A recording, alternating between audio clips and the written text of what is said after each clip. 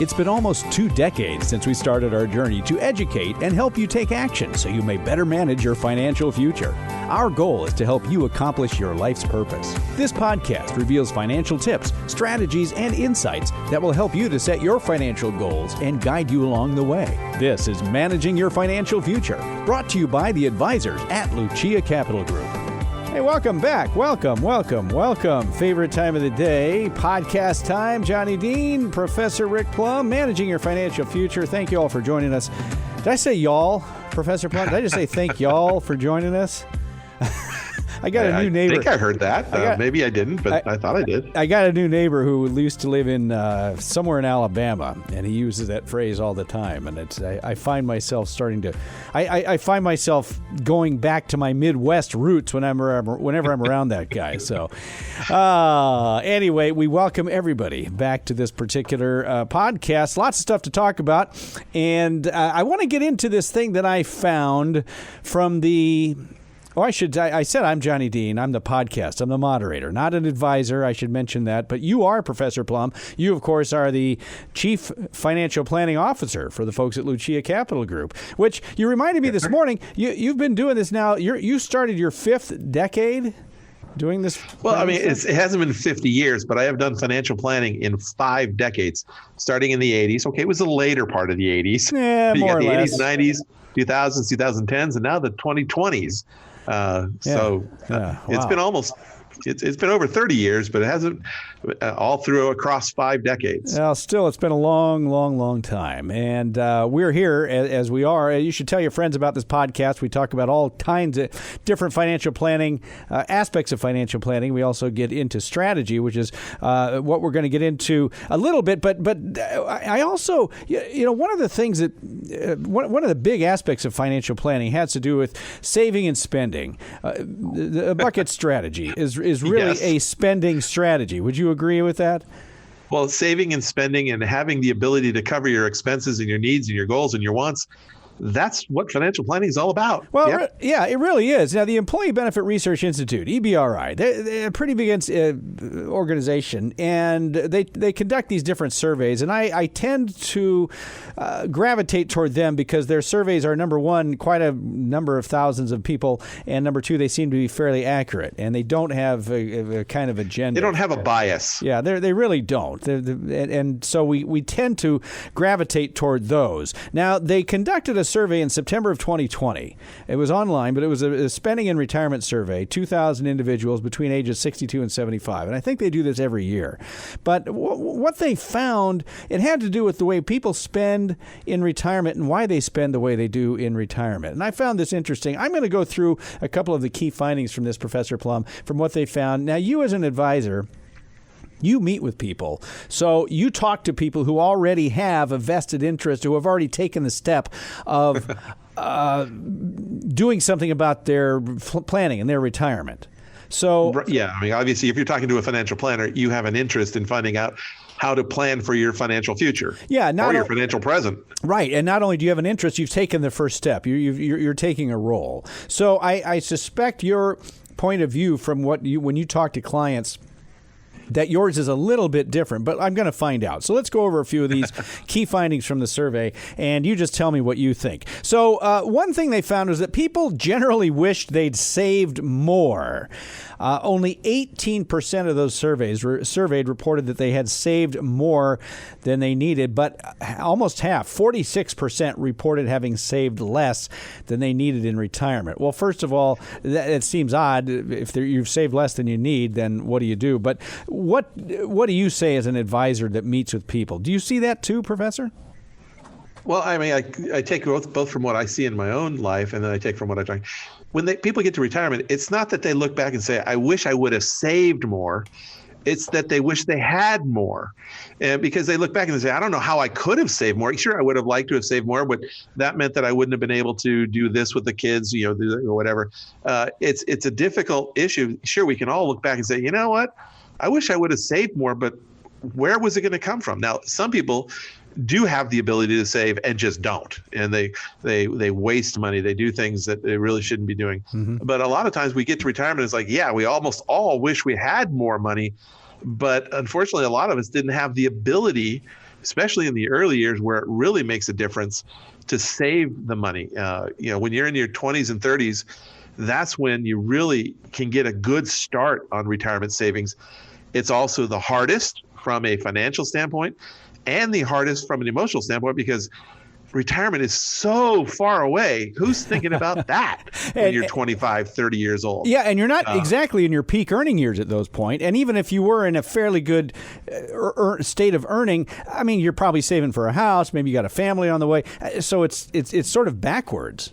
It's difficult to say, yeah, sure, we all wish we could have saved more, but why didn't we save more? Probably because life got in the way and we saved what we could.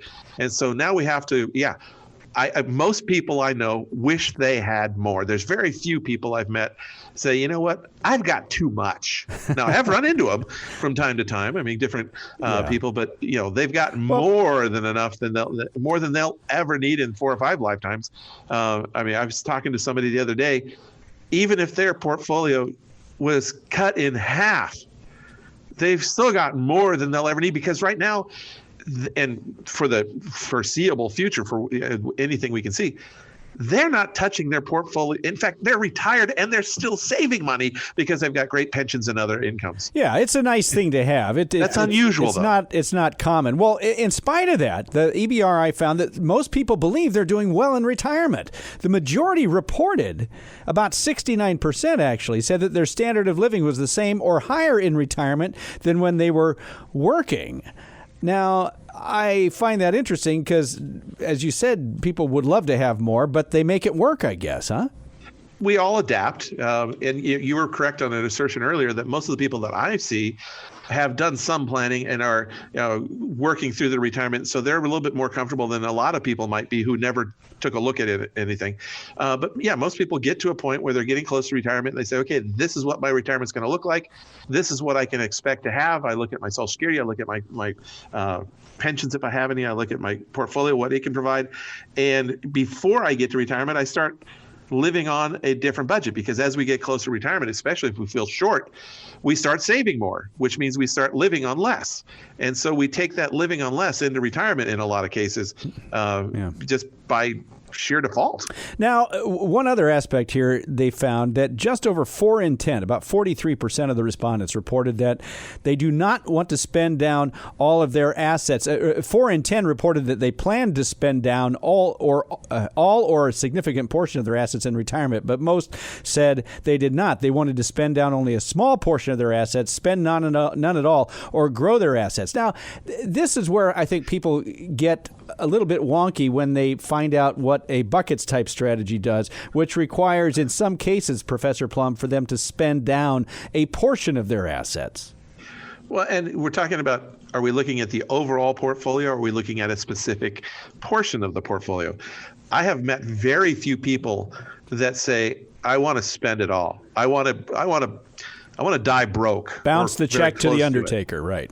I have, I just haven't met that many people that have said that over the 30 years, 35 years, whatever it is that I've been doing this. It just usually doesn't come into play. In fact, most people do not like to see their overall portfolio value drop very much from where they started from. They like to see it maintain the overall. If I start with, $500,000, if I start with $1 million, I want to see that 3, 4, 5, 10 years later, I still have that $500,000 or $1 million. And so, or maybe a little bit more if possible. That's the most common that I've experienced. Now, the EBRI study said that there are those out there that are comfortable spending down their portfolio. I just haven't met that many of those people. Most people don't like to see their portfolios go down. Now, I will caveat that by saying some people, when they retire at 63, 64, 65, and they think they're going to live a long time, and they've decided to defer taking their Social Security benefits till age 70, they do see their portfolios go down in the first 4 or 5 years from where they started.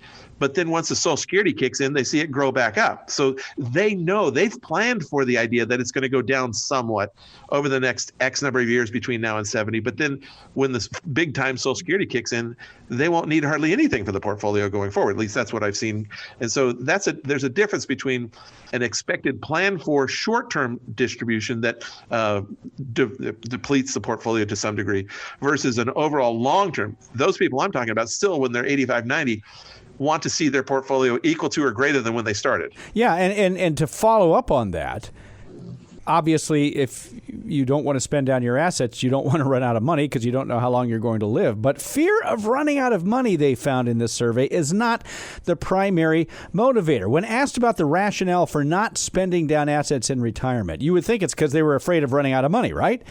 Well, higher than that, the rationale was saving assets for an unforeseen cost later in retirement. That's why they didn't want to spend down their money. 38% said that. About 37% said that the feeling that spending down assets is unnecessary. 33. That was a weird one. Yeah, I don't agree with that one, because that means that you've adjusted your spending so that you don't spend it down. So you don't want to spend it down because it's unnecessary, but you had to adjust your income down to make that happen. Yeah, it was an odd way maybe it was the way they phrased it. They also wanted to leave as much as possible to their heirs, and they simply felt better when their account balances remained high, as you said that. After that was a fear of running out of money. Now, I hear oftentimes, it's throughout the financial planning world often, that people's fear of running out of money seems to be the biggest motivator. But it's not, at least according to this survey. Well, I think a lot has to do with how you ask the question, too, because if you just feel better when the account balances remain high, if that makes you feel better, then you're not afraid of running out of money because you're not spending it down. So I think a lot of it has to do with that. But if you ask the question, if you were to continue spending at the current rate, and when I talk to people about their spending habits and we show that they're potentially they're spending too much. They have a big problem if it looks like they're going to not make it far enough. But I have seen those where one can leave as much for heirs. I have seen retirees scrimp, save, just cut their lifestyle to the bone so that heirs can receive a big portion of an inheritance, or a very large inheritance. And that's fine if that's your goal. But these people, I've seen them take it to extremes where they just won't do anything for themselves. They won't. Their retirement is just tough because they've put such an artificial low budget on themselves. They can't do anything. That's really too bad. But that's their goal, so that's the way it is. Well, yeah. Whatever you want. I would hate to downsize my lifestyle so that my kids could spend it and have a couple of Ferraris or whatever. But hey, I want a Ferrari. But and the idea of maintaining a portfolio, a lot of people have that. It's not necessarily that they're going to run out of money by what they're doing now. It's that they're going to run out of money because a huge bill hits them later in life, a long-term care, a big medical bill or something comes up and eats away their portfolio. And then they start thinking about they're going to run out of money. But right now, they're not worried about running out of money. They're just worried about some unforeseen event costing them a ton and decimating their portfolio. So that's one reason why they want to keep the portfolio equal to or greater than when they started.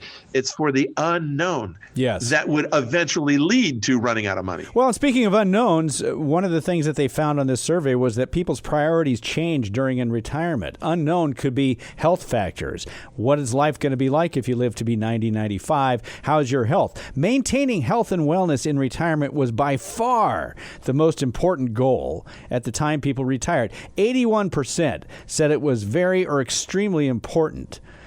This became more important, they said, as retirement progressed, whereas things like traveling became less important for a certain number of these, which I could see. How much traveling are you going to do when you're 90? Well, it's also they're in direct correlation or anti-correlation with each other.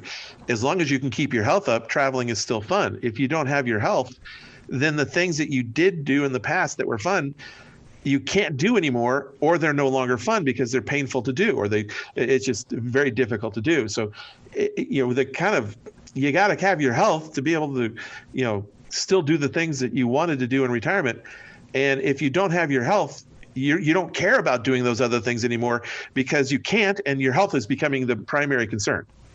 Do you find that people, when you present a plan to them and you say, look, here's the deal, here's what you can take, you can spend this much, and here's what's going to happen if these projections hold out over 30 years, here's where you should be 30 years from now, assuming you live that long. Do people, no matter what the number turns out to be, do you find that people are at least have their mind a little bit more at ease, knowing that they have some kind of projection rather than, I just hope it all works out?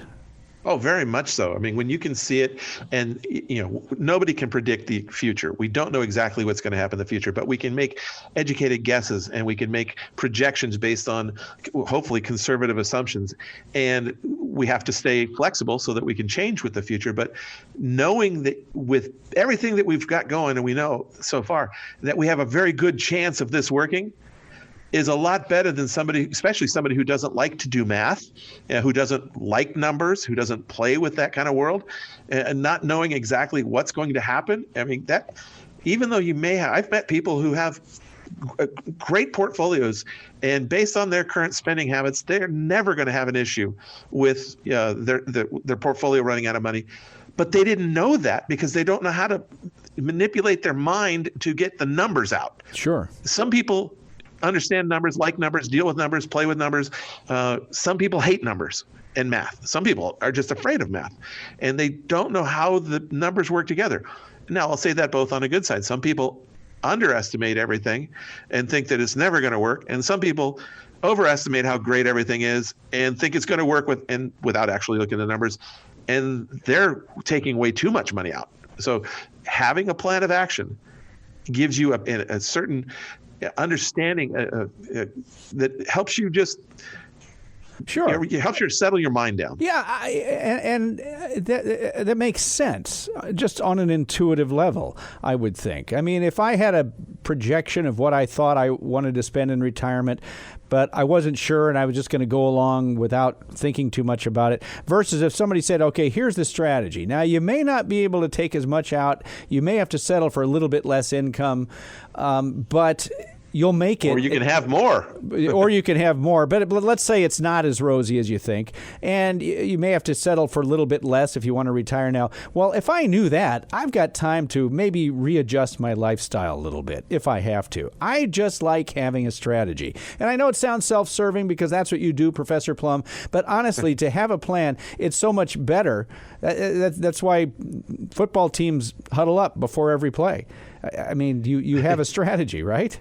Yeah, and I am a planner. I do tend to plan things out. And yet I have this goal in the back of my mind that if I can get to a retirement date that I like, or not even that, I just want to get in my car and drive for a month or so and just see places and just wouldn't that be fun? Come to a crossroad and say, flip a coin which way I'm going to go.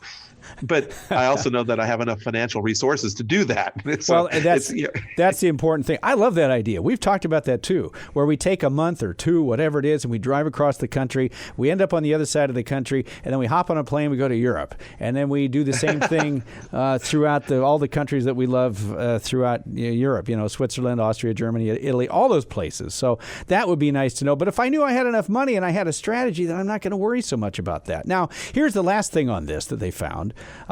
Satisfaction in retirement is above average, which is nice to know. Reality of retirement does differ from their expectations. That is very true. About 75% said it wasn't what they expected. They didn't say it was worse or better. They just said it wasn't what they expected. It was different. Now, not everyone fares well in retirement. What they found was that those who were least satisfied were those with unmanageable or crushing debt. Debt is a huge killer because debt correlates into cash flow, necessary cash flow to support that debt. And cash flow is what retirement is all about. Cash flow, you've got to create cash flow. Your Social Security is a cash flow item. Your 401ks are not cash flow, but you have to find a way to turn them into a cash flow to be able to support all the goals, the fun goals. And unfortunately for some people, it's all the fixed expenses.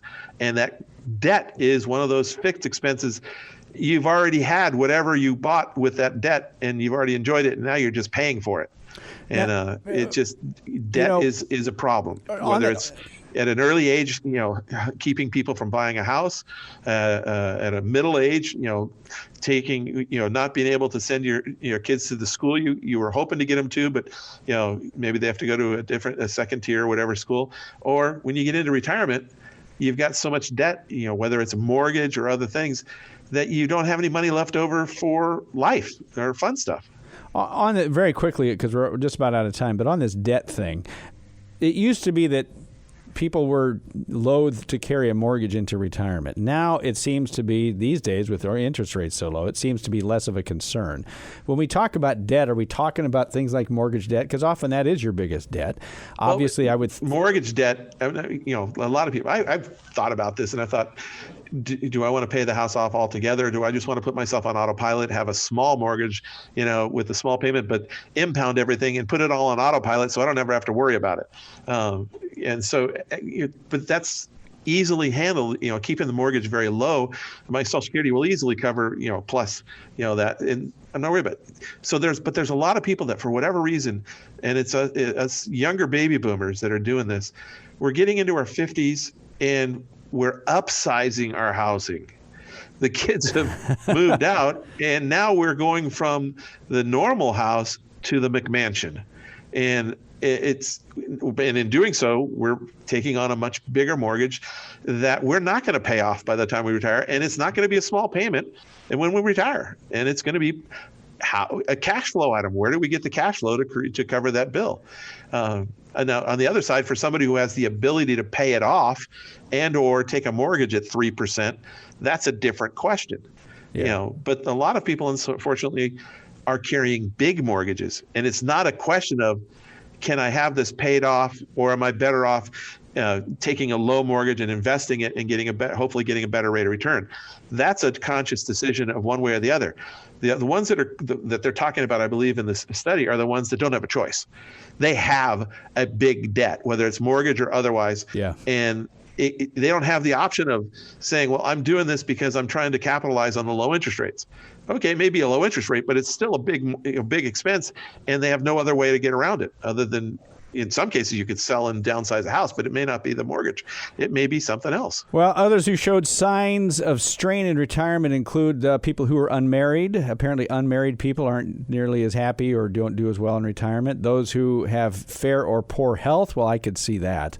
Or those with low household income, which goes back to the cash flow issue there. And maybe with a low income, they may also have a high amount of debt. So these are all planning. These are all aspects of planning. And while we can't do much about having you plan to get married, that probably, that's going to be a personal decision. But the other stuff with regards to debt, with regards to the potential income or guaranteed forms of income, things like that. Professor, that's all stuff that you can plan for well ahead of time in many cases, yes? Well, almost all of this can be planned for ahead of time. And even, unfortunately, things like survivor issues. They're not fun to talk about. And we really don't know how we're going to handle that emotionally if it happens. But we can at least understand what the income, the cash flow will look like if it does happen. And so I was speaking with a gentleman yesterday, and he's got a decent income. He's not worried about money. But his wife died a couple years ago, and he's just lost. He doesn't know what to do. He doesn't know what he wants to do anymore, because what he'd been planning for all these years and what they had done for a few years in retirement is gone. And so it's not the financial side, it's the emotional side that's really affecting him the most. But it's something we all have to, unfortunately, look for, plan for. Luckily, he did his planning, and he doesn't have to worry about cash flow. He just have to worry about the emotional status of being a single individual. And that could be tough. Well, my wife and I have both talked about that because, 30 whatever years it is now, we've been together, and we both said, well, if you're not around, I honestly don't know what the heck I'm going to do. It would be tough to get around that. I'm from the emotional side. So anyway, this is interesting stuff. This all comes down to planning, as we said, and if you'd like to learn more about this, maybe you'd like to know if you can retire sooner than you thought. Sometimes this comes up in a financial planning session with an advisor. Professor Plum, you do this stuff all the time. We talk about things like taxes. You talk about things things like taxes. You talk about things like planning. You talk about income, guaranteed income insurance, all this stuff. Sometimes important stuff, sometimes stuff you don't want to talk about, as you said, but there are things that crop up afterwards. And if you would like some more information, you want to talk to Professor Plum, you can do so. Give him a call at Lucia Capital Group, 800-644-1150, 800-644-1150. You can also reach him online at luciacap.com. You may have found this podcast there at luciacap.com, but if not, it's luciacap.com. They've been long time sponsors of this particular podcast and before that, radio and TV shows. So anyway, give them a call, 800-644-1150, or get in touch with them there at luciacap.com. We're out of time. We're going to be talking about Roths next time. More question on Roths, backdoor Roths, all that stuff. So stick around for the next episode. Can't wait to talk about that. For Professor Rick Plum, Certified Financial Planner Professional, I'm Johnny Dean, your host, your podcast moderator, and we'll talk to you again on the next episode. The information provided should not be considered specific tax, legal, or investment advice and is not specific to any individual's personal circumstances. To the extent that this material concerns tax matters, it is not intended or written to be used and cannot be used by a taxpayer for the purpose of avoiding penalties that may be imposed by law. Each taxpayer should seek independent advice from a tax professional based on his or her individual circumstances. Different types of investments and or investment strategies involve varying levels of risk, and there can be no assurance that any specific investment or investment strategy, including the investments purchased and or investment strategies devised by LCG, will either be suitable or profitable for a client's or prospective client's portfolio. Thus, investments may result in a loss of principal. Accordingly, no client or prospective client should assume that the presentation or any component thereof serves as the receipt of or a substitute for personalized advice from LCG or from any other investment professional. You should always seek counsel of the appropriate advisor prior to making any investment decision. All investments are subject to risk, including the loss of principal. This material was gathered from sources believed to be reliable. However, its accuracy cannot be guaranteed. These materials are provided for general information and educational purposes based upon publicly available information from sources believed to be reliable.